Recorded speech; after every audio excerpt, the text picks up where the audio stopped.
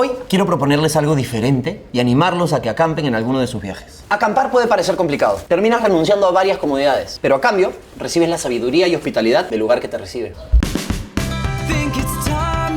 Acabamos de llegar al Ulcumano Eco Lodge. No te olvides de traer un buen sleeping. Recuerden que la noche la temperatura baja un poco, así que prepárense para eso.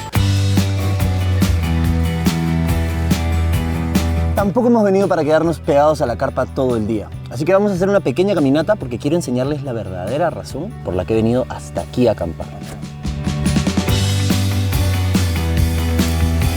Nunca en ningún otro sitio del Perú he visto algo así como das la vuelta a la esquina y ya es otra vegetación completamente distinta. De verdad, unas vistas inmejorables, unos paisajes insuperables. Y ahora, miren eso.